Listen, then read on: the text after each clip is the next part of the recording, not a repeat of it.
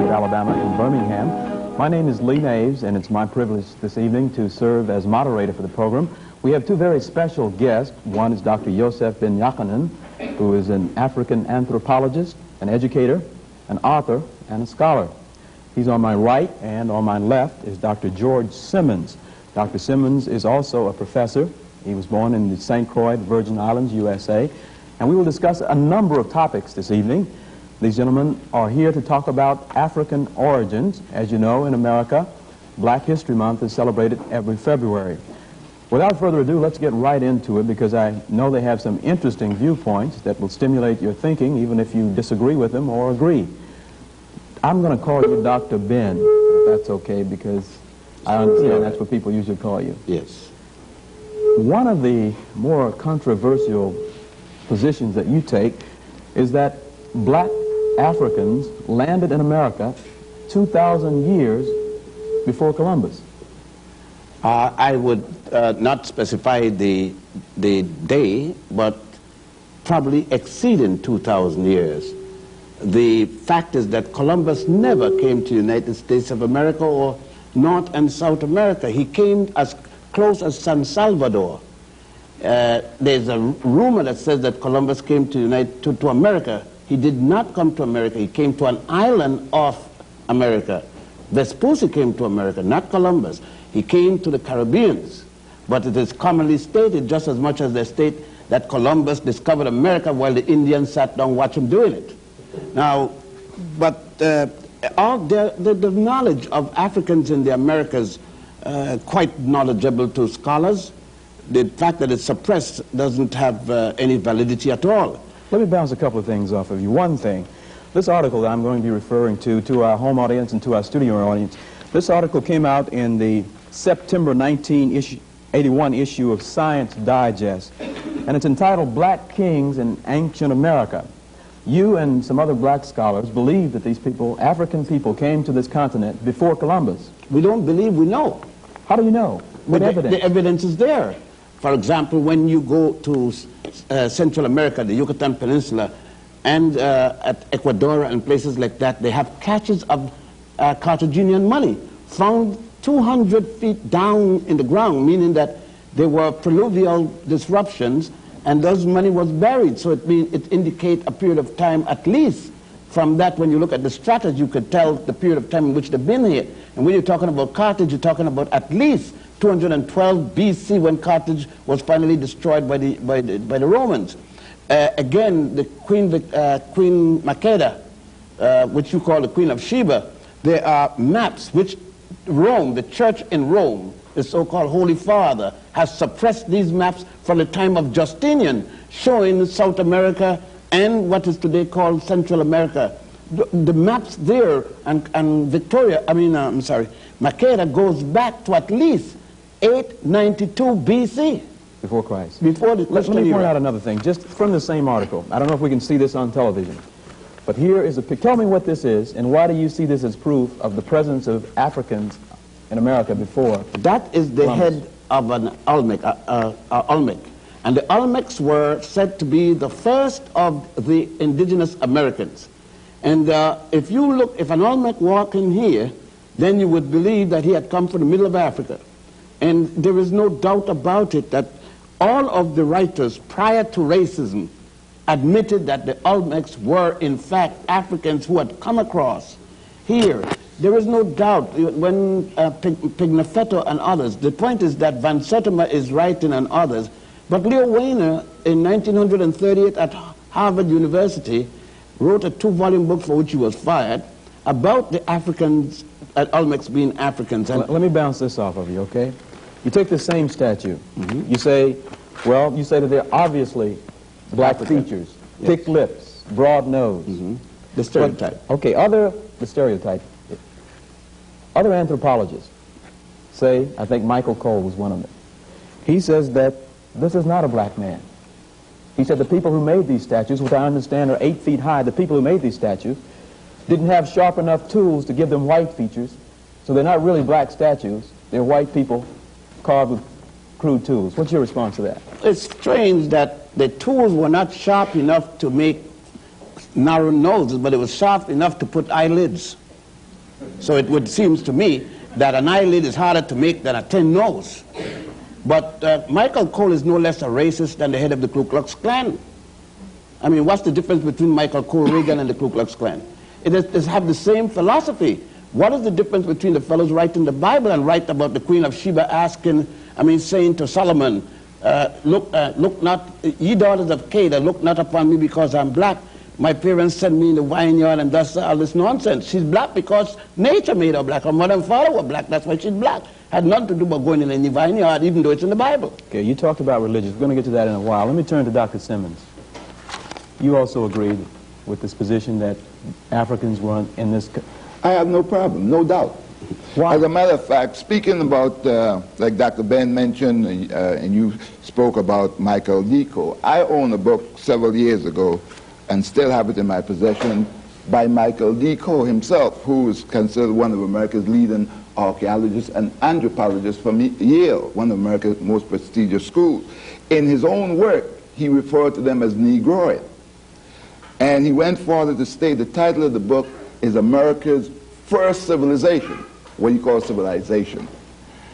And to turn around and to tell these youngsters and other people in America in particular that the black men was the first to build any type of civilization in the Americas will be disturbing to Americans. And so... Let me ask you this. Yes. Even if you're right, let's say you're right, what difference does it make? It makes a lot of difference. What kind of difference? It takes the inferiority complex out of the black man who felt that his only beginning and relationship here in this part of the world is that of slavery. Then it puts him in the driver's seat because, again, they don't tell you that there are man-made hills within the United States. They call them mounds. And they range from in the Midwest all the way down the eastern seacoast of the United States. And they have found artifacts in them that are similar to things found in West Africa and in Egypt, which is Northeast Africa, that predates the arrival of the so-called indigenous Indians to these lands. Another thing is some years ago, one of the major television networks back in New York, I don't remember exactly which one, ABC or which, had did a documentary, and they said that these Olmecs are the ones who brought right into the Americas about 3000 BC. To tell blacks that they ought to be glad to enter into these schools of higher learning today in order to read and write, because their ancestors back in Africa couldn't read and write. You see what it will do to tell them that they brought right into the Americas? Antonio Pigafetta, that Dr. Ben mentioned, who sailed with Magellan when Magellan came to the so-called New World in 1519, when they landed at the land of Verzin, which we now call Brazil, they were met by people in canoes that carried as many as 40 people. And Antonio Pigafetta recorded that these people were jet black. It seemed that they came out of the infernal marshes. That meant that they were burned. He said, naked and black as they are in 1519, 27 years after Columbus's arrival to the so-called New World. Another thing they don't tell you, again, you heard my associate... Well, why haven't we heard these things before? Why don't we read them in the New York Times, the Birmingham News? If I stole another man's country, and I brought your ancestors here to work for me, could I tell you how great your ancestors were and still expect to keep you in slavery? Well, let me give you a better, not better necessarily, but an added situation of that. Most black people in Birmingham, Alabama, like in Harlem, New York, are Christians, and they go to in a black community, a black minister, a black congregation, but with a white Jesus, because they didn't know that that Jesus, up until Pope Julius II, had the first black Jesus painted. He had Michelangelo to do it, but up until that time, the world worshipped the black Madonna and Child. The present Pope is going back to Poland to worship at the statue of the black Madonna and Child. That's in the New York Times. But what the Times says the next day, don't worry about the black Madonna and the Child. She was originally white, but there was a storm in the 16th century, passed by and turned it black. But the same storm must have gone to Spain, and then it went to Ethiopia, and it went to the Soviet Union, and turned all the black Madonnas red. It was a hell of a storm. Well, okay, let's get together here. I mean, we're jumping around, and I think we're going to have a beautiful, interesting hour, okay? Because this subject, I was going to get to this later, but since you opened it, let's deal with it. Okay, you're in the Bible Belt, gentlemen. I heard so. You heard so. And I must tell our audience we had dinner together earlier, and we got into this a little bit. So you're going to hear some interesting things. Because you guys are taking issue with a lot of what we grew up with in the Bible as fact. And you tell me that's not so. You got to picture that. I brought it right here. What is it? Before I show you the picture you wanted to see. This is Pope Pius XII. In his private chapel, praying to the Black Madonna and Child, and all the popes of Rome, in their private, just from the church, the Roman Catholic Church itself. I just got rid of the copy of the history of the Black Madonna last night. I brought one copy. It's published by the Roman Catholic order of nuns called the Daughters of St. Paul. And they said that the picture of the Black Madonna and Child in Poland is reputed to have been painted by St. Luke. Now, St. Luke is said to have been one of Jesus' disciples. He ought to know what Jesus had looked like. So if he painted a black woman and child, who am I to say that he wasn't? Besides that, however, in Anacalypsis... So now you guys are saying Jesus was black? We're not saying it. It's what has been written up until the Nicene Conference of Bishops in 325, when Rome, under the order of Constantine, the Roman emperor, ordered the 219 bishop at Nicaea, and they took away Christianity from the Africans. Just remember that before they said Jesus was born in a manger in Bethlehem, they said he was born in a cave in Ethiopia. It was at the Nicene Conference they changed that. Let's go further. Wait a minute, let me be sure I'm following you now. You're saying that the birth of Christ as we know it is not accurate. It's a farce. It was only... You realize what you're saying? A farce, a lie. You know what a lie is? A lie is a lie. The person who wrote that at the Nicene Conference of Bishops in 325 AD, Constantine, the Roman emperor, ordered a conference be held because Rome wanted to take over Christianity from the people who started it. Christianity was started with Pontius and Boetius in a place called Alexandria in Egypt. And Egypt is in Africa. I saw it up to January the 9th, it was there. You talked about that a little bit last night in your lecture. There was a lecture last night, Dr. Simmonds, here on campus. You talked about the separation of people don't want us to see Egypt as part of Africa. You talked about the historical thing about blacks being in Egypt as well. Yes, what I did last night... I don't want to get away from the other point. No, I just saying that what happened is that I dealt last night with the fact that Herodotus, that the institutions of higher learning, white institutions, considered the father of history. He himself, when he visited Egypt around 450 BC, almost half a thousand years before Christ, said that the Ethiopians, the Egyptians, the people of cultures, which is part of present-day Turkey, were people of black skin and woolly hair. All right? And so I just want you to understand that the Egyptians we now see are conquerors, just like people who came here and took this land from the Indians, so that they're not indigenous to Africa, those who now rule Egypt. And Egypt is just as much a part of Africa as Birmingham or Alabama is part of the so-called United States. Let me just be clear on this. So what you're saying to me now is that the people that we see, Sadat and all those guys, are not true Egyptians? But no. The fact that Sadat's mother was a Sudanese, Nasser's mother was a Sudanese, but their fathers were Arab conquerors. The one that was the African was Mohammed Naguib, the first president of Egypt, the one that overthrew Farouk. But 1 year after that, since he was looking for a hookup with the other Nile Valley countries as it used to be in antiquity, he was removed by the Arab conquerors. The Arabs didn't come to Egypt until 640. The first non-African people came to Egypt, otherwise called the Hyksos, in 1675 BC. The Africans there were already in the 13th dynasty period. They had built every pyramid you saw there before. They had done the S-turn in the Nile. They built every one of the major temples that had already been built, including the Grand Lodge of Luxor. The first European to come there did not arrive until the Greeks arrived with Alexander II, the son of Philip of Macedonia. Look, I'm a college graduate. I never heard all this stuff before. Because they didn't intend to teach you that. They can't tell you that you're inferior and teach you that you taught Europe. The first Europeans to be civilized by the Africans were the Greeks.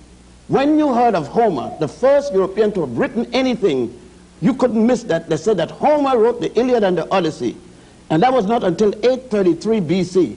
The Africans had already, in 255,000 at the Tassili Mountain, they had the Sibyllian period, first, second, and third, the pre-dynastic period, all the way up. The Africans had produced men like this, Imhotep, the multi-genius that designed the step pyramid of Saqqara, the first man to be a physician that even Hippocrates, the so-called father of medicine, is giving him credit and call him the god of medicine. The Greeks changed his name from Imhotep to Aesculapius. There he is.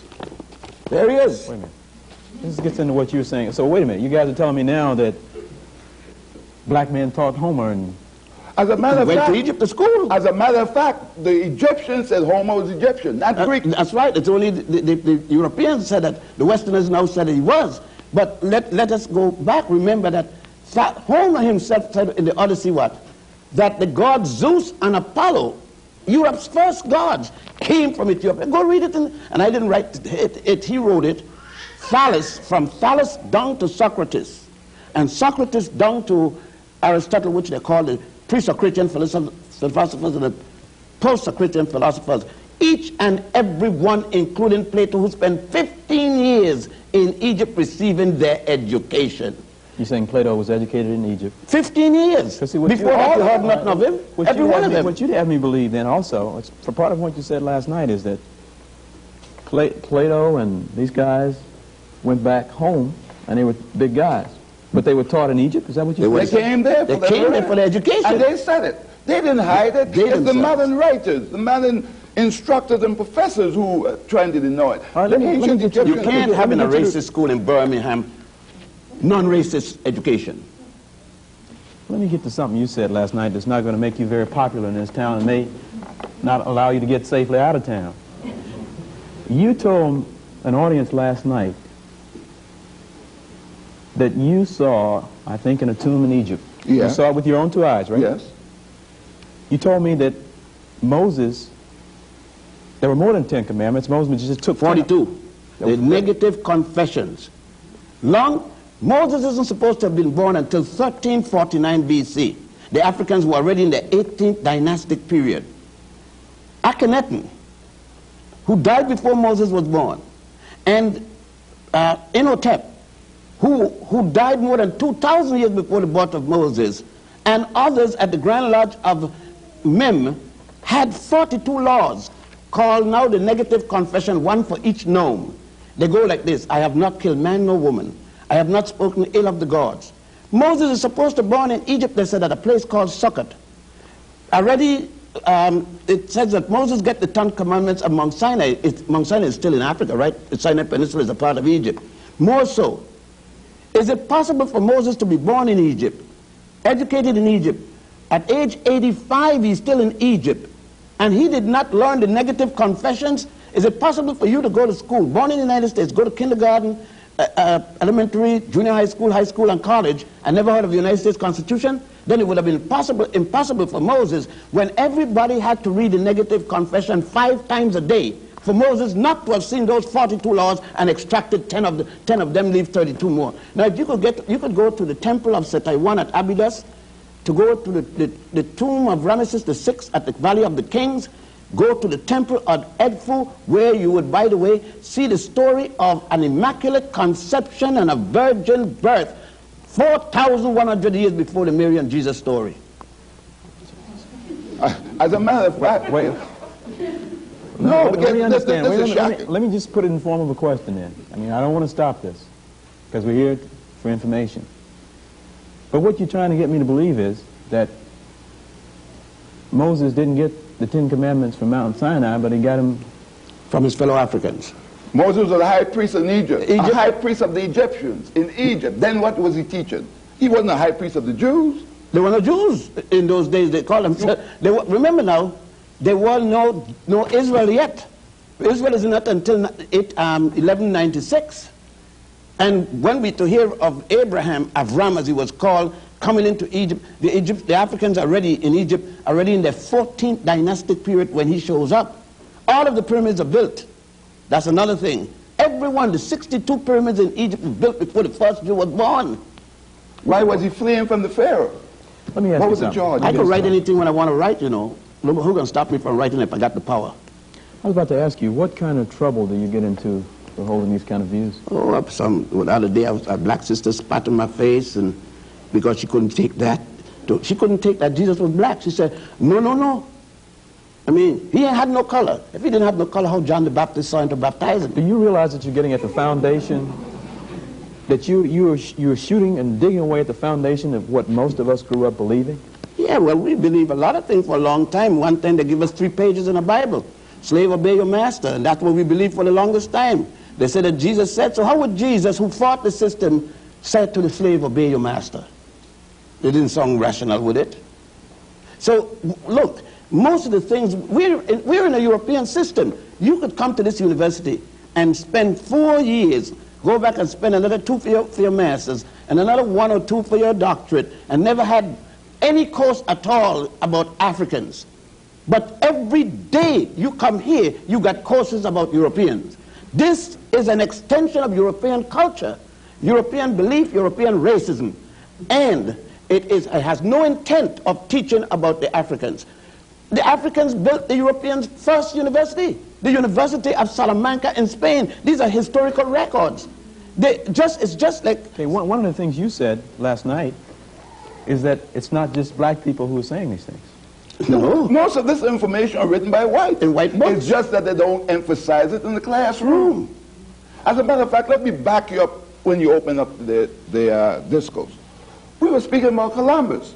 None of them in here, none of the listening audience, even in the air, has the faintest idea that in the life of Columbus, when after his death, his family had to go to court because charges was raised, and this is in the record in the Vatican, in the secret archives of the Vatican, that Columbus was shown a map of where the Queen of Sheba that Dr. Ben spoke about, this black woman who had mated with Solomon and produced the son, Menelik I, and they lived more than 900 years before the birth of Jesus, had already sailed through what we now call the Strait of Gibraltar, came to lands to the west that was longer than Africa and Europe combined. And that, brother, is North, South, and Central America. May I add this?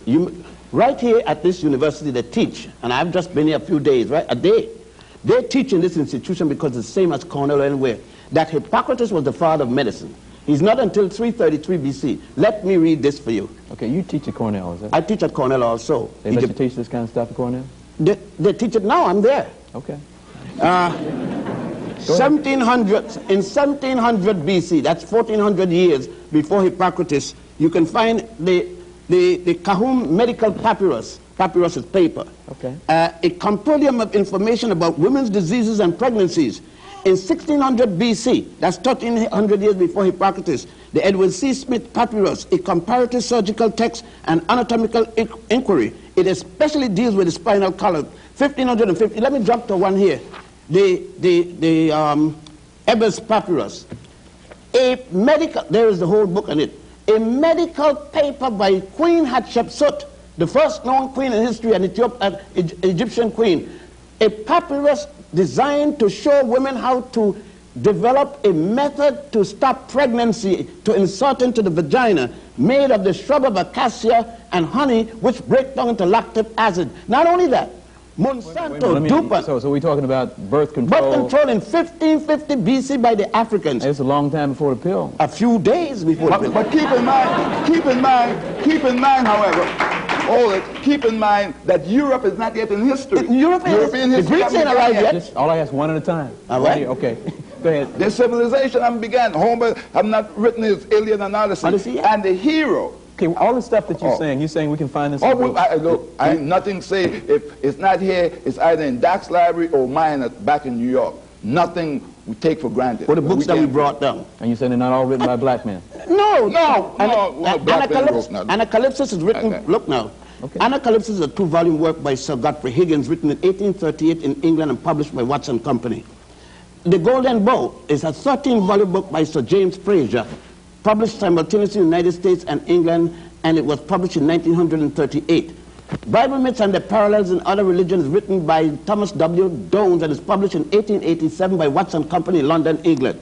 The Ruins of Empire by Concierge Volney is published, there it is. It's published in 1792 by simultaneously in England and France, done by a man who was with Napoleon Bonaparte.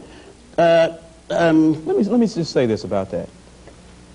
If we just give you the benefit of doubt and consider what you're saying to be true, I mean, you are chipping away at everything we've ever been taught, most of what we believe.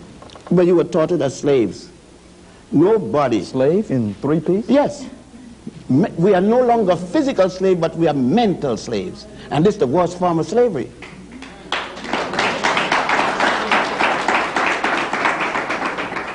Some of us believe that the Cadillac and the house on the beach makes us free. But it's the mind that makes us free.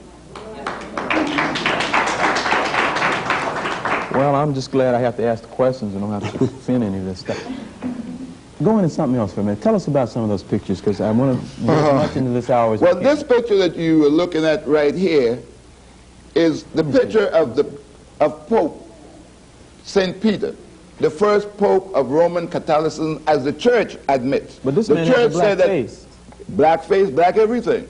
If you strip him, it's black all the way down except his fingernails and all those things like that. Well, how do I know you just didn't get a picture and paint a black face on it? No, that is the statue in Rome. That you're looking at now. Right now at the Basilica. Take a jet.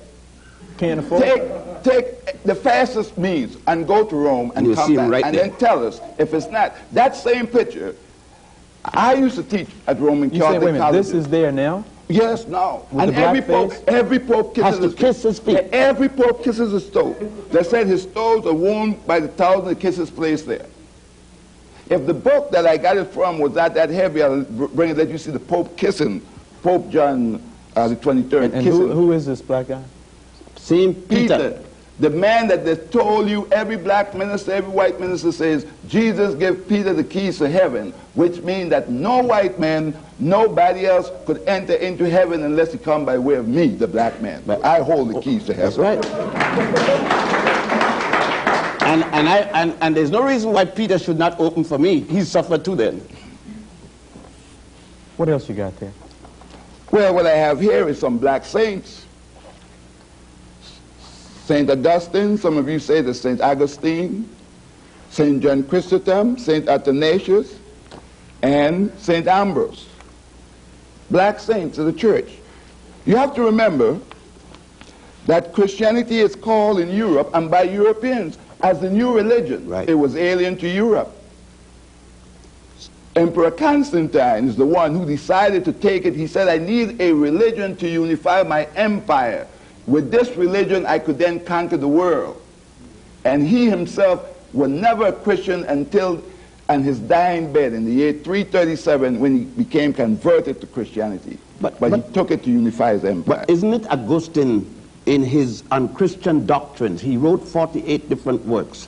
The three most noted in the West is his Confessions, which he specified who he was, and then the Holy City of God, and the last was on Christian doctrines, the fundamental principle for modern Christianity. 3 black women, Felicita, Perpetua, and Nymphana, were the first to die for Jesus Christ. Next, and they were from what is today called... How do you know this?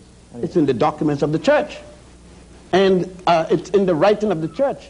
And was it not Pope Melchizedek, the 3 African popes of the Roman Catholic Church, Melchizedek, Victor III, and the other one? Galatius. Pope Galatius. Galatius. We have them there. Now, these are church documents. But remember, when there came a time in 1506, after we lost power in Spain, the Africans ruled Spain from 711. We were calling ourselves Moors, M-A-U-E-R-S, then M-O-O-R-S. From 711 until 1485, 774 years, when we built and brought into Europe the university system, building the University of Salamanca, S-A-L-A-M-A-N-C-A, in Spain, a copy of the University of Genève from ancient Ghana, which was equally a copy of the University of Sankore in Tombouctou, which the French later called Timbuktu. Now, look, if you want to read it, read Stanley Lane Poole's The Moors in Spain, written in 1887, or Alejandro Macaziza. Read his book in Spanish, The Moors in Spain, and said that even the bath was introduced by those Africans. You said the bra was introduced by... The bath was reintroduced because Rome had a bath before, but they stopped because of not understanding the Christian doctrine that the Europeans had embraced. They stopped for over 1,000 years from taking baths. As a matter of fact, Doc like to make mockery of the fact that the Queen Victoria of England boasting of herself being the cleanest woman in all of Europe, taking 1 bath per month. I have books show you where people were made saints for boasting and never even washed their hands. Saints of the church. Did you have a copy with dirt with you? No, I didn't bring too many. Okay, let me, because you guys are bombarding us with so much. Just tell us a little bit about who you are and what you do on a day-to-day basis, Doctor. Well, my name is Yosef Ben-Jochannan. I teach at Cornell University History and Egyptology. I'm an author, former member of the United Nations, graduate with a PhD from Cambridge University in England, a PhD from the University of Barcelona in Spain. That should help. I originally was a civil engineer who turned to anthropology and history with a law degree and practiced law. Now, black people had to know a little bit more to get a job. And I was born in Ethiopia and came to the Caribbean as a young fellow at age 6. My mother's a Puerto Rican, and we lived and grew up in Puerto Rico and the Virgin Islands. My father was a barrister. And I, as I said, worked with the United Nations and then finally started teaching at Columbia University and other places. Got fired a number of times, of course. I would imagine so. So yes, with this kind of thing, they don't want, with the documents in my hand. When I exposed that Planned Parenthood was nothing new, that it was done in Africa as early as 1550, I was fired on the spot by Professor Ralph Linton.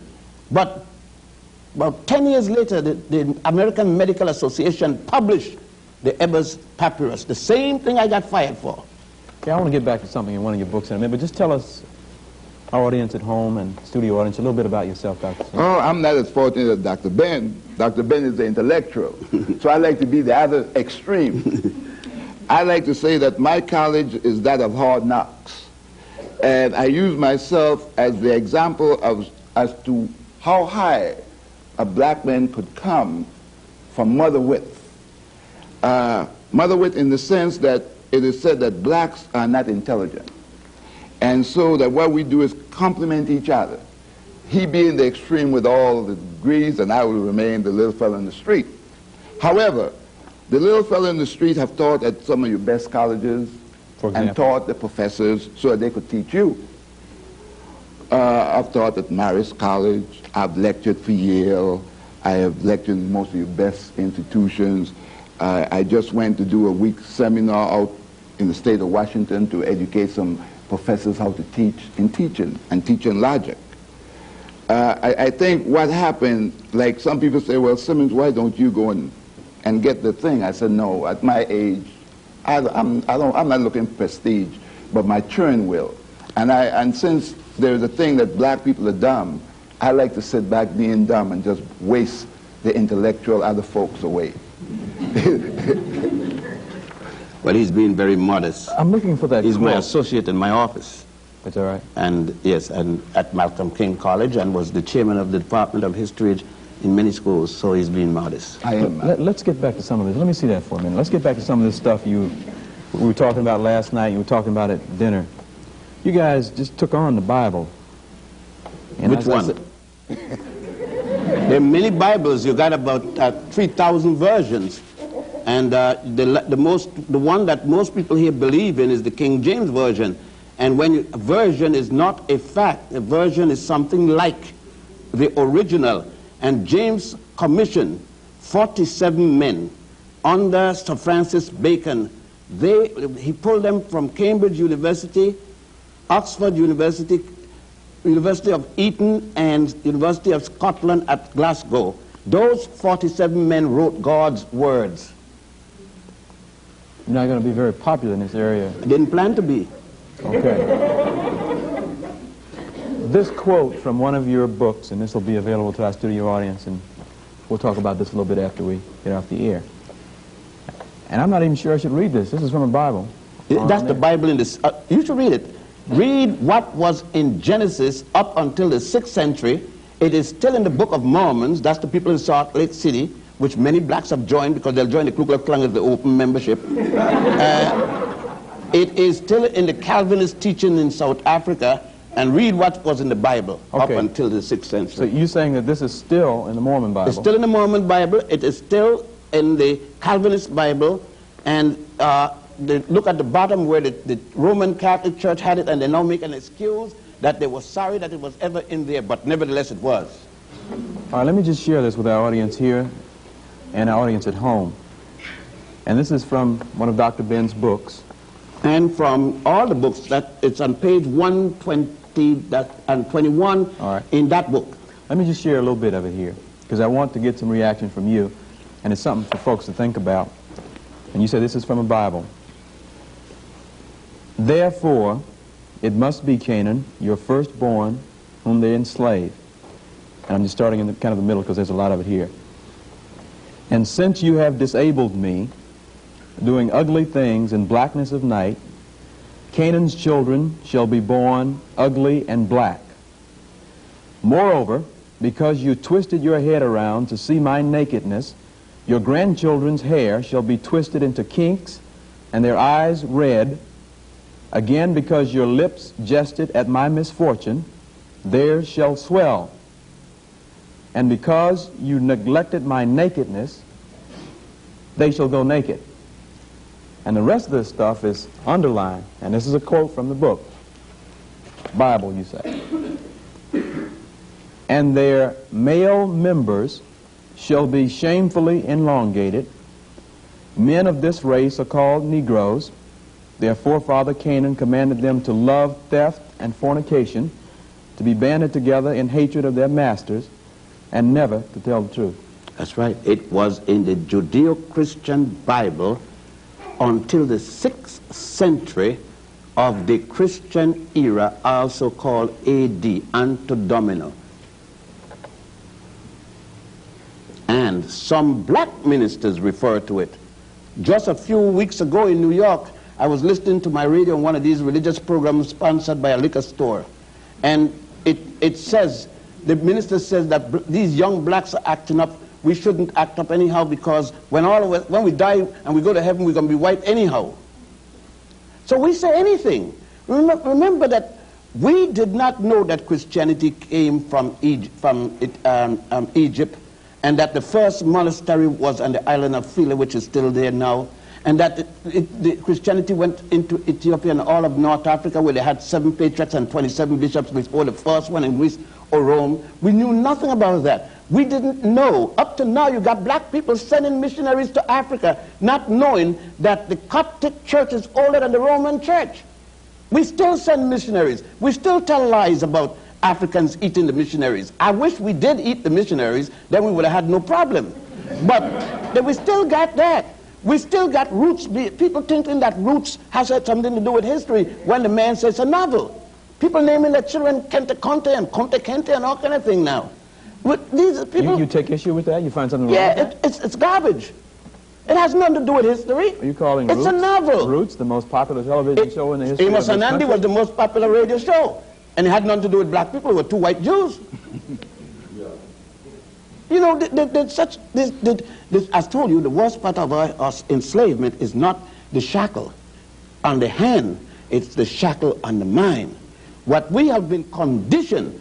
Look, remember this, that the slave master doesn't train his slave to be free. We once used to train ourselves when we had such things as the African Methodist Episcopal Church, the African Baptist Church, the African newspaper. Frederick Douglass, Nat Turner, Denmark Vesey, and all these different people had churches where they taught the people their own history.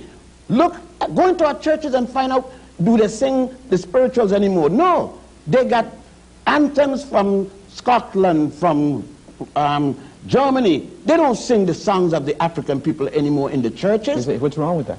What's wrong? How does a song from Europe, from Scotland relate to you? You Scottish? You could have fooled me. But you see, this is the whole Suppose that we just, not all of it, just suppose we believe half of what you said here tonight. What difference is it going to make? Quite a lot of difference. Your behavior. What difference? What difference? The behavior of the child.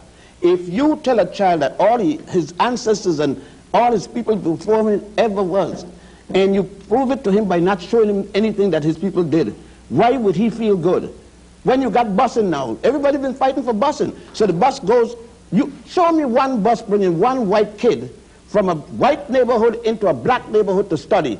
All the buses go from the black neighborhood to the white neighborhood. Show me a class in music appreciation where they're showing you African music. It is European music alone. Now it has an impact on the child.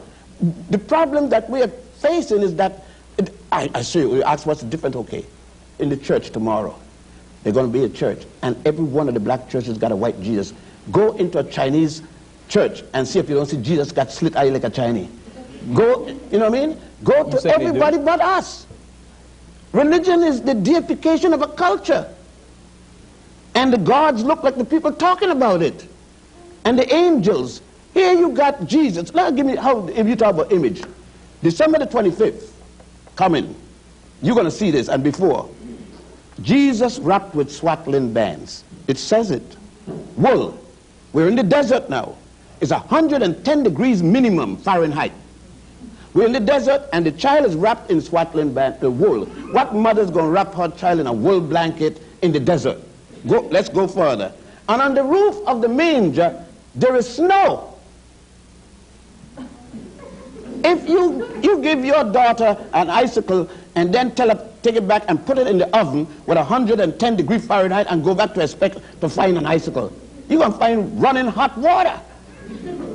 But that image is in our head. This is a European version that was painted by Michelangelo for Pope Julius II in 1509 in the Sistine Chapel. He finished in 1511.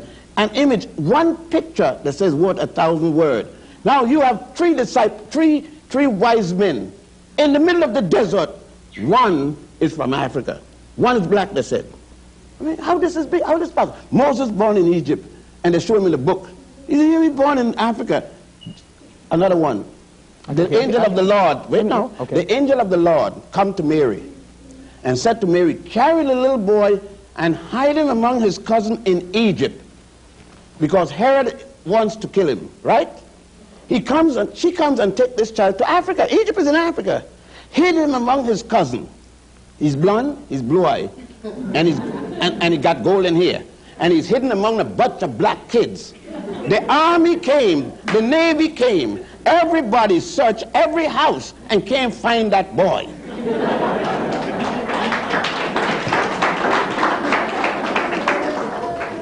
God, time's moving on, and there's so much here.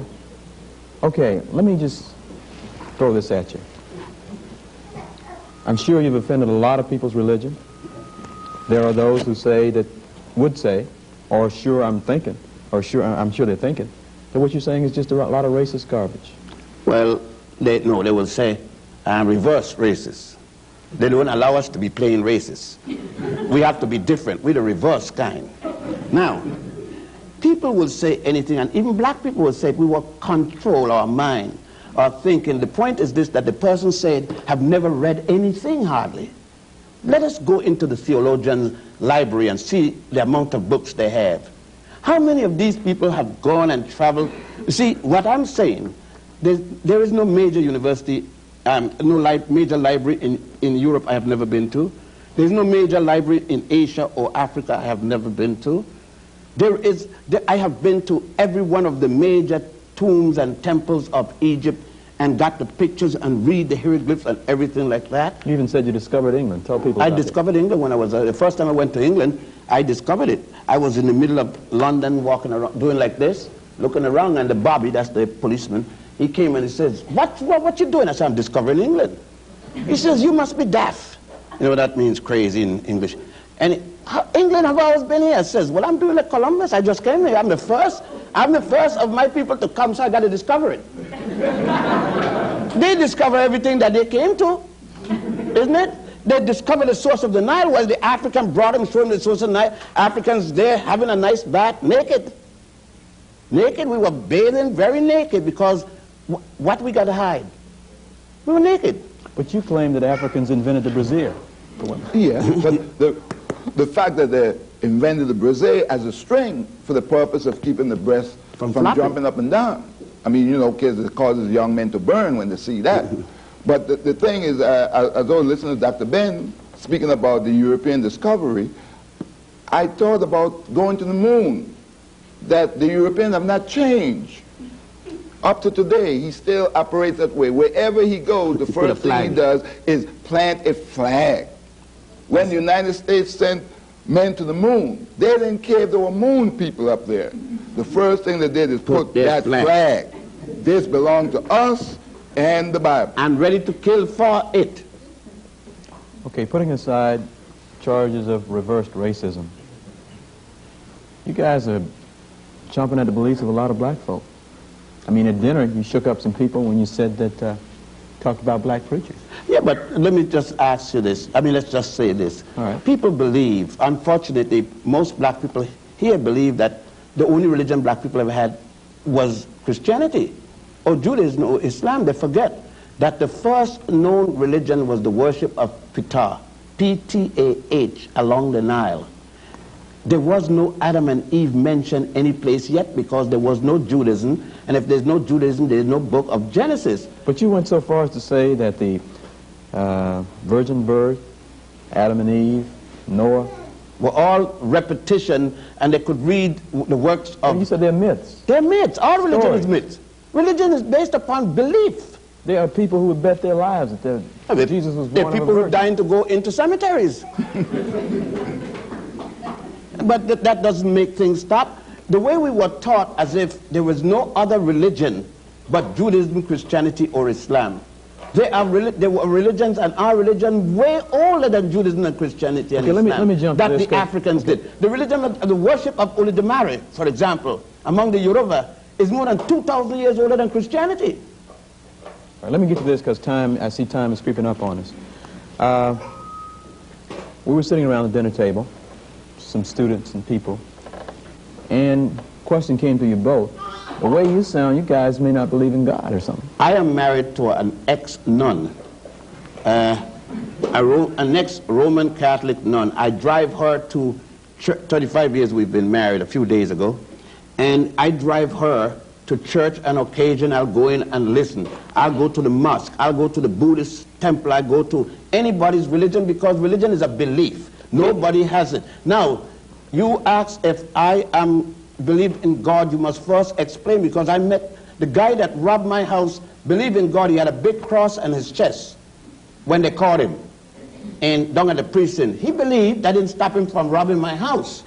Believing in God don't make you good or bad. The Ku Klux Klan believe in God.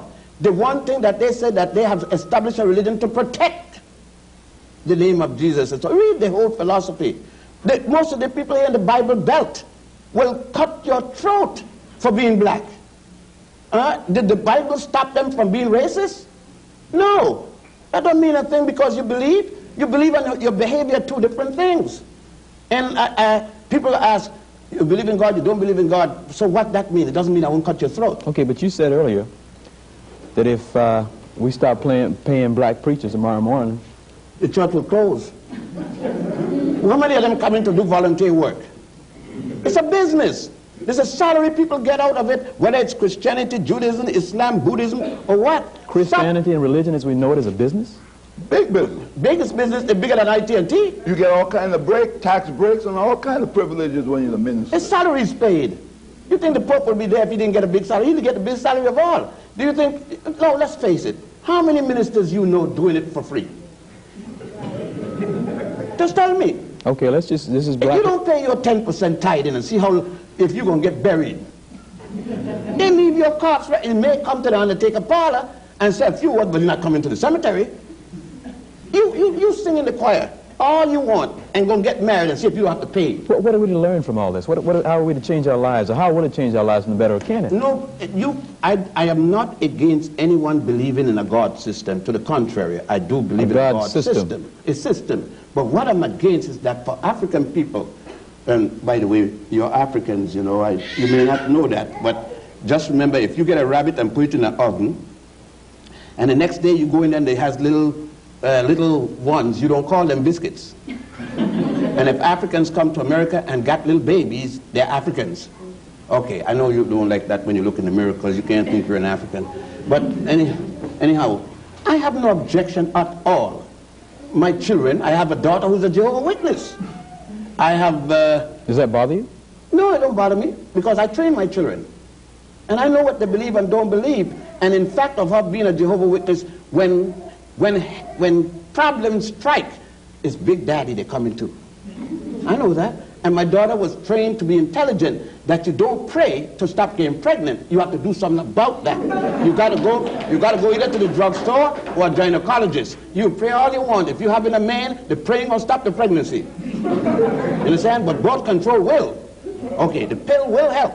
Now, that's reality. I'm not going to tell my daughter, you believe in God, if you've got a man, pray, and the boy will make you pregnant. Okay, but I can think of a specific example. People who may be physically ill would not go to the doctor. I'm thinking of one particular instance that I know about. Right. Lady would not go to the doctor because she said she'd rather be in church. She's going to die soon. I do not want a minister when I get hit by a car. I want a specialist in bones. Well, let me take you for a moment. Let me use myself for an example. I was bleeding to death. I was going to die. I was losing blood faster than the doctors could give me. And they said, we must operate. And there comes a priest to say something over me, whatever it is. I told him, I don't need him. I don't need him. I want a doctor. That's right. That's intelligence. He's standing in the way of the doctors. They need to work in me. It doesn't mean that he doesn't believe in God. It means that he's intelligent. And this is 1963. Because the priest wants the same doctor. If the priest had an accident and the doctor comes up and another priest come up, and when he look and he has a ruptured aorta or something like that, you think he's going to tell the guy, pray man, I need that, and tell the doctor, go, he's going to tell the doctor, get me to the hospital. When you go to the hospital, how many priests, ministers you will see lying up there getting treated? Because they got sense. You know what I mean? You know, it isn't irreligious or godly for me to say, I fell down and broke my leg, and then say, Father, straighten it out. You know what the Bible said? I will help those who help themselves. Well, the Bible could be used for negative and positive. It's got all kind of negative and positive. The whole thing is your interpretation of it. You go to 15 Baptist church and you get 15 Baptist. Why tell me now, if it's religion, that you got one block 200 feet long and got 6 Baptist church in there? The same Baptist denomination. Tell me why, if you're a Christian, why you need a Methodist, a Baptist, a Presbyterian, a Catholic, and it's the same Jesus. Why? Money. Big business. Everybody wants to run their thing. If I get 10% from you, 10% for the next guy, 10% of $70,000 a year is good loot. I mean, I could get a few Cadillacs behind that, and a nice home, and a nice wife with a mink coat, and you see some people taking the last dollar and giving to the church, and then come and ask me for my dollar. Let me just, because I've been informed that we have about, I guess, less than 5 minutes, maybe 3 minutes. We've covered a lot of subjects. We've had a lot of questions. And I guess in just maybe a minute summary, each of you, I mean, we hear about this stuff maybe once a month, Black History Month, and we go back for the other 11, living our lives, being bombarded with other kinds of information. What can we take from here, and what can we do with it, and how can it help us? I mean, that's a multifaceted question, but if you can, let me start with you, Doc. What I would say is that I would advise anyone to start reading and researching on their own, because I don't know of any school that educates. I've been trying to find a school that does. And all of them, as far as I find out, all they do is train people. to be a bunch of regurgitators. So I say to my students that you have to go out and take that training that you receive and then make it work for the benefit of yourself and your people, and then you show me that you are one who are now happen to be an educated individual.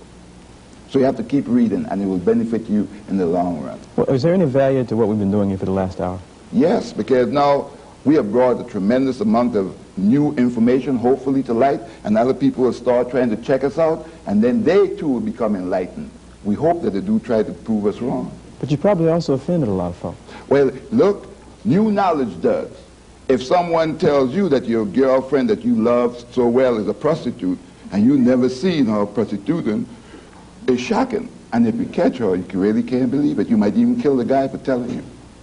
So I'm not surprised if it hurt, because when you start to change or deal with people's belief pattern that they have held on so dearly to, and many have even offered to fight, give up their lives for their belief, only to find that the belief is untruth.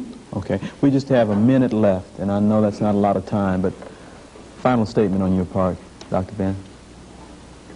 God is truth, they said, and truth is a constant effort of research. There is no limit to truth, and one must look constantly to find truth. I've traveled this entire world. I didn't sit one spot and read one book. I went to thousands of libraries over the age. I'm 64, and I've been, from 1938, I have been doing research in the area of African people. Think you've been making any progress, making any difference in people's lives?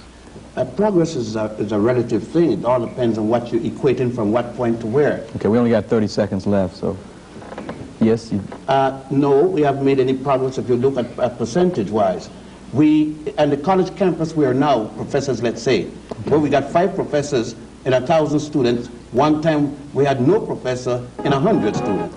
It doesn't make any difference. The percentage is worse now. Okay, we're out of time, and we want to thank those of you at home and those of here in the studio. If you'll stick around, we'll talk a little bit more. But we hope you found something very interesting and stimulating, and I know you've got